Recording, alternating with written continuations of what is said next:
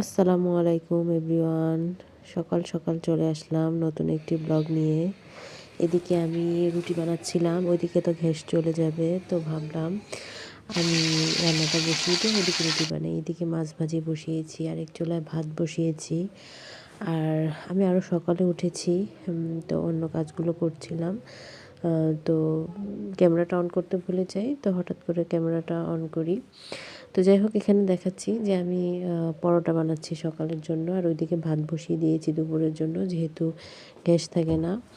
তো ওইদিকে আমি মাছটা রান্না করে ফেলবো, এদিকে পরোটাগুলোও ছেঁকে ফেলবো। তো তার মাঝখানে রুটি বানিয়ে রেখে আবার আমার বাচ্চার যে কাপড়গুলো হয় সেগুলোও ধুতে চলে যাই। তো আজকে তো একদমই রোদ ওঠে নাই, কালকে যাও রোদ উঠেছিল। তো অনেক কুয়াশা, অনেক ঠান্ডা, হাড় কাঁপানো ঠান্ডা। তোমাদের এখানে কি অবস্থা সেটা অবশ্যই জানাবে। আর হ্যাঁ, যে যেখান থেকে আমার ব্লগটা দেখতে পাচ্ছ, অবশ্যই আমার চ্যানেলটি সাবস্ক্রাইব করবে, আমার পাশে থাকবে এবং লাইক বাটন প্রেস করবে। আর আমাকে একটা ভালো কমেন্ট করে আমার সাথে থাকবে। আর ভালো মন্দ যাই হোক সেটা আমাকে জানাবে।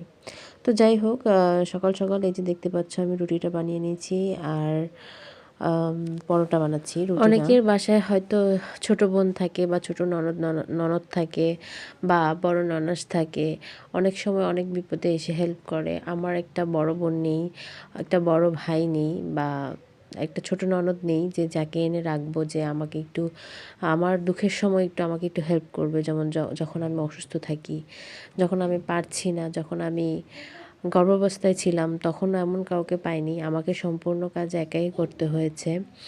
তো সংসার আসলে নিজের কষ্টটা নিজেরই করতে হয়। এমন কাউকে এখনও পাই নাই যে আপনজন, যে আমার বিপদে আমার পাশে আমার বাসায় এসে থাকবে।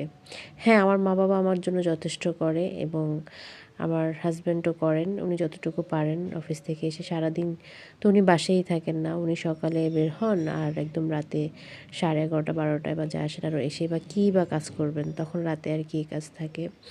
তো যাই হোক, আমার কথা বলতে বলতে আমার প্রেগনেন্সি টাইমের কিছু কথা বলে ফেললাম। তখনকার সময়টা খুবই খারাপ গিয়েছে। একা একা ছিলাম, কেউ পাশে ছিল না। আমার বড় ছেলে যখন হয়, তখন তো করোনার টাইম ছিল, তখন আমি প্রেগনেন্ট ছিলাম। তখন তো মানে আরও পরিস্থিতি খারাপ ছিল, কেউ এক জায়গা থেকে আরেক জায়গায় যেতে পারছিল না।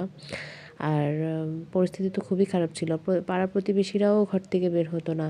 কী একটা অবস্থা ছিল সেটা তো সবাই জানেন। আর দ্বিতীয় প্রেগনেন্সিতেও মানে সব কিছু মিলে নতুন জায়গায় শিফট হয়েছিলাম, সব কিছু মিলে একটা অজানা একটা পরিবেশ, একটা অদ্ভুত ভয়, অনেক কিছুই ছিল।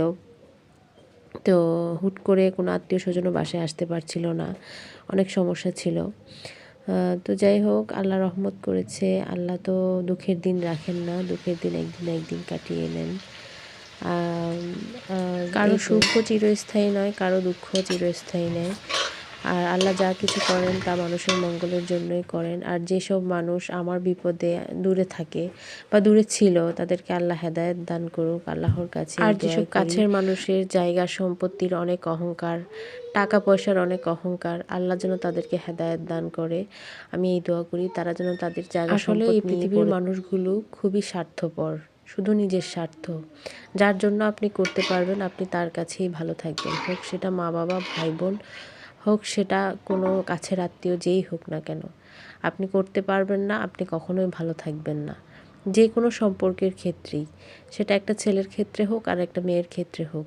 একটা ছেলে যতক্ষণ কামাই করবে, তার মা বাবাকে খেতে খাওয়াতে পারবে, দেখবেন ততক্ষণ ওই ছেলের মা বাবা তাদেরকে ভালো মনে করবে, তাকে আদর যত্ন করবে। ছেলের যে বাচ্চা কাচ্চা তাদেরকে আদর করবে। কিন্তু কামাই করে দিতে না পারলে তখন তারা আর কাউকে দেখতে পারবে না। এটাই দুনিয়ার নিয়ম। আর একটা মেয়ের ক্ষেত্রেও সেরকমই। মেয়েরা যদি তার বাপের বাড়িতে যদি অনেক করতে পারে, তাহলে দেখবেন সবাই অনেক ভালো বলবে। আর যদি করতে না পারে, তাহলে অনেক আত্মীয় স্বজন আছে যারা খোঁচা দিয়ে কথা বলবে, এরকম সেরকম। মানে ওরা অনেক বড় লোক, কিন্তু মেয়ে গরিব জায়গায় হয়তো বিয়ে হয়েছে, করতে পারে না, মানে অনেকে অনেক ধরনের খোঁচা দিয়ে কথা বলবে। ভাই, টাকা পয়সা দিয়ে সব কিছু অর্জন করা যায় না। হ্যাঁ, বর্তমানে টাকা ছাড়া কিছু হয়ও না। তাই বলে মানুষকে এত অপমান করে কথা বলা, টিটকারি করে কথা বলা, এগুলো করে মানুষের সম্পর্ক নষ্ট না করলেই তো হয়। কিন্তু আজকাল প্রতিবেশী বলেন আর নিজের ঘরের মানুষ বলেন, যেই বলেন না কেন, টাকা পয়সার খুব অহংকার। কারো যদি একটু জায়গা সম্পদ থাকে, কারো যদি একটা বাড়ি থাকে, কারো ব্যাংকে যদি কিছু লাখ টাকা থাকে, তাহলে দেখবেন অহংকারে তার সাথে কথাই বলা যাবে না। টাকা পয়সা নিয়ে কেউ কবরে যাবে না, এটা কেউ চিন্তা করে না। ওইদিকে দেখবেন নামাজ কালাম পড়তে পড়তে কপালটা ফুটো করে ফেলেছে, কিন্তু এইদিকে ইমান ঠিক নেই। ইমান ঠিক থাকলে কেউ কারোর সাথে অহংকার করতে পারে না। যাই হোক, অনেক কথা বলে ফেললাম। সবাই ভালো থেকো, সুস্থ থেকো, আমার জন্য দোয়া করো। আল্লাহ হাফেজ।